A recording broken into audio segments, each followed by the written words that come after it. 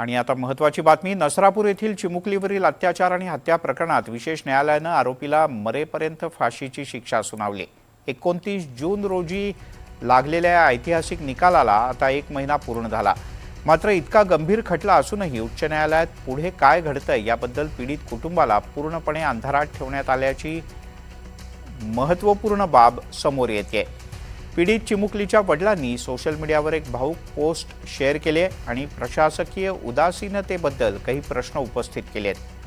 न्याय मिळून सुद्धा कायदेशीर प्रक्रियेच्या माहितीपासून वंचित ठेवलं जात असल्याचं या पीडितेच्या कुटुंबियांनी म्हटलंय।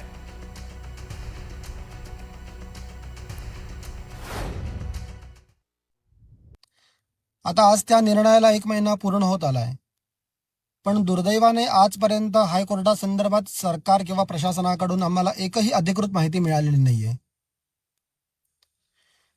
मी हातावर हात ठेवून नक्कीच बसलेलो नाहीये।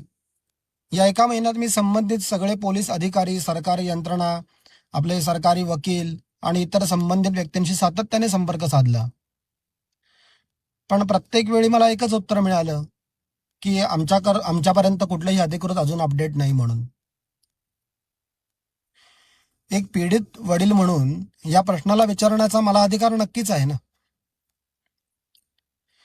या प्रकरणाची पुढची कायदेशीर प्रक्रिया नेमकी कुठपर्यंत आली आहे, हायकोर्टात सध्याची स्थिती काय आहे, ज्यांच्या आयुष्यावर त्या खटल्याचा थेट परिणाम झाला आहे त्या पीडित कुटुंबाला अधिकृत माहिती का दिली जात नाहीये।